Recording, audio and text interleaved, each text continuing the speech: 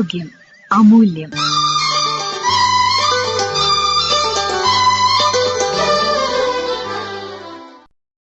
മറവി രോഗങ്ങൾ നേരത്തെ കണ്ടെത്താം, ഫലപ്രദമായി ഇടപെടാം.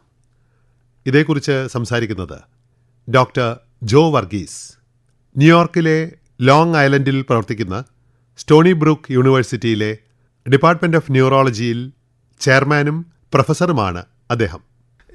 ഞങ്ങൾ ന്യൂറോളജിസ്റ്റിനെ പറ്റി പണ്ട് പറയുന്നതാണ് ഡയഗ്നോസ് ആൻഡ് ആഡിയോസ്.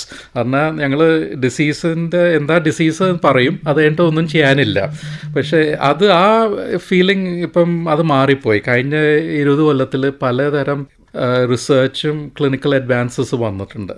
അതിൻ്റെ മരുന്നുകളുണ്ട്. ഓൾസൈമേഴ്സും ഡിമെൻഷ്യ വരുന്ന സ്റ്റേജിൻ്റെ മുന്നത്തെ ആൾക്കാരെ കണ്ടുപിടിക്കുന്നത്. ആ സ്റ്റേജിൽ പ്രിവെൻഷനാണ് ഏറ്റവും ഇമ്പോർട്ടൻറ്റ്. 5-കോഗിൽ ടെസ്റ്റ് പോസിറ്റീവ് ആണെങ്കിൽ ഞങ്ങൾ ഡോക്ടേഴ്സിന് അടുത്ത് റെക്കമെൻഡ് ചെയ്യുന്നത് ചിലപ്പം ഈ ഓർമ്മക്കുറവ് it may be normal for older age. എന്നാൽ ചിലർ ഫംഗ്ഷന് പോയ ഒരാളിനെ കണ്ടാൽ എല്ലാം അറിയാം, പക്ഷെ അയാളുടെ പേര് മറന്നു പോകുന്നത്. അത് കുറച്ച് നേരം കഴിയുമ്പോൾ തിരിച്ചു വരുന്നത്. അത് നമ്മൾ tip of the tongue phenomena എന്ന് പറയും. അതൊരു നോർമൽ ഏജിങ് പ്രോസസ്സാണ്. കാരണം നമ്മൾ ഏജ് ചെയ്യുമ്പോൾ ഞങ്ങളുടെ ഇൻഫർമേഷൻ ബ്രെയിനിൽ കൂടെ ട്രാവൽ ചെയ്യുന്ന കുറച്ച് സ്ലോ ചെയ്യും. നമ്മൾ കുറച്ച് സ്ട്രെസ്ഡ് ആയിട്ടാണ്, ആങ്ഷ്യസ് ആണെങ്കിൽ അതൊക്കെ മറക്കും. അത് ഡിമെൻഷ്യൻ്റെ സൈൻ അല്ല. നമ്മളൊരു ഓബ്ജക്റ്റിൻ്റെ പേര് മറന്നു പോകുന്നു. അപ്പോൾ നമ്മൾ പെന്ന് കണ്ടിട്ട് പെന്ന് എന്താണ് അറിഞ്ഞൂടാ, അതിൻ്റെ പേരും അറിഞ്ഞൂടാ എന്നാൽ കുറച്ചും കൂടെ ഒരു സീരിയസ് ഇതാണ്. അപ്പം you shouldn't ignore memory complaints. അതൊരു പ്രോപ്പർ സ്ക്രീനിങ് കഴിഞ്ഞിട്ട് അത് നോർമലാണോ അല്ലേന്ന് കണ്ടുപിടിക്കേണ്ടതാണ്. സോ അതാണ് ഫസ്റ്റ് സ്റ്റെപ്പ്. ഐഡൻറ്റിഫൈങ് ഇത് ഈ മെമ്മറി പ്രോബ്ലംസ് ഒരു സീരിയസ് ആണോ അല്ലേന്നാണ് ഫസ്റ്റ് സ്റ്റെപ്പ്. അത് കഴിഞ്ഞിട്ട് ചില ഡിസീസസിലും ഈ ഓർമ്മക്കുറവ് കോമൺ ആണ്. എന്നാൽ ഞങ്ങൾ B12 deficiency, vitamin B deficiency, അല്ലെങ്കിൽ തൈറോയിഡ് പ്രോബ്ലംസ്, ഇതൊക്കെ നമ്മൾ ചെക്ക് ചെയ്ത് നോക്കും. അങ്ങനത്തെ ഡെഫിഷ്യൻസി ഉണ്ടെങ്കിൽ അത് കറക്റ്റ് ചെയ്യാം. അങ്ങനെ കറക്റ്റ് ചെയ്യുമ്പം മെമ്മറിയും ഇമ്പ്രൂവ് ചെയ്യും. പക്ഷെ മിക്ക കേസിൽ അതും അല്ലായിരിക്കും. അങ്ങനെയാണെങ്കിൽ ഞങ്ങളൊരു പ്രിവെൻറ്റീവ് ലൈഫ് സ്റ്റൈൽ അഡ്വൈസ് ചെയ്യും. എന്നാൽ റെഗുലറായിട്ട് എക്സസൈസ് ചെയ്യാൻ. പിന്നെ ഞങ്ങൾ ബോഡി മാത്രമല്ല എക്സസൈസ് ചെയ്യേണ്ടത്, നമ്മൾ മൈൻഡും എക്സസൈസ് ചെയ്യണം.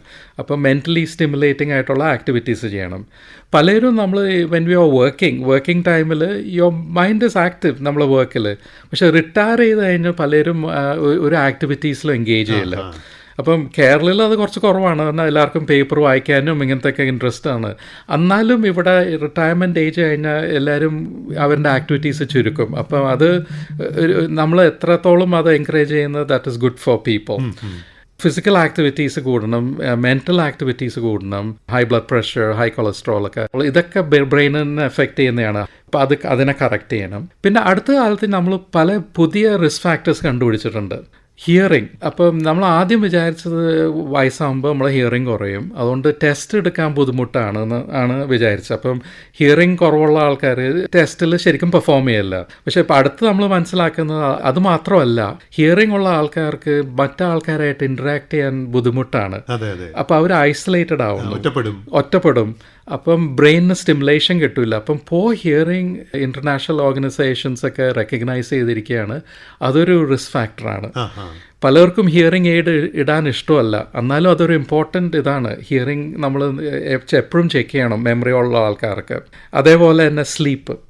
നമ്മളിപ്പം കഴിഞ്ഞ 20 കൊല്ലത്തിൽ വി ആർ അണ്ടർസ്റ്റാൻഡിങ് സ്ലീപ്പ് ഭയങ്കര ഇമ്പോർട്ടൻ്റ് ആണ്. സ്ലീപ്പ് ടൈമിലാണ് നമ്മളുടെ മെമ്മറീസൊക്കെ ഫോം ചെയ്യുന്നത്. അപ്പോൾ നമ്മൾ ശരിക്കും സ്ലീപ്പ് ചെയ്യുന്നില്ലെങ്കിൽ അതിനെ എഫക്റ്റ് ചെയ്യും. അപ്പം സ്ലീപ്പ് ഡിസോർഡേഴ്സിൽ കോമൺ ആയിട്ടുള്ള ഒരു സ്ലീപ്പ് ആപ്നിയ എന്ന് പറയും. കുറച്ച് വെയിറ്റുള്ള ആൾക്കാർക്ക് കഴുത്ത് കുറച്ച് തിക്കായിട്ട് കുറുക്കം വലിക്കുന്നത്, അതാണ് അതിൻ്റെ ഒരു സിംറ്റംസ്. അപ്പോൾ അങ്ങനത്തെ ഒരു സ്ലീപ്പ് ആപ്നിയ ഉള്ള ആൾക്കാർക്ക് രാത്രിയിൽ ബ്രെയിനിലോട്ട് ഓക്സിജൻ പോകുന്നുണ്ടാവില്ല. അപ്പോൾ അതും ബ്രെയിനിനെ എഫക്റ്റ് ചെയ്യും. അപ്പോൾ അതും ഒരു കണ്ടുപിടിച്ച് കറക്റ്റ് ചെയ്യേണ്ട ഒരു ഡിസീസാണ്. ദർ ഈസ് ആക്ച്വലി എവിഡൻസ് നമ്മൾ ഇങ്ങനത്തെ ആക്ടിവിറ്റീസൊക്കെ ചെയ്താൽ നമുക്ക് ബ്രെയിനിനെ മെയിൻറ്റെയിൻ ചെയ്യാം, കോഗ്നിറ്റീവ് ഡിക്ലൈനെ പ്രിവെൻറ്റ് ചെയ്യാം എന്നുള്ളതുണ്ട്. മറവി രോഗങ്ങൾ നേരത്തെ കണ്ടെത്താം, ഫലപ്രദമായി ഇടപെടാം. ഡോക്ടർ ജോ വർഗീസ് സംസാരിച്ചതാണ് ഇതുവരെ കേട്ടത്.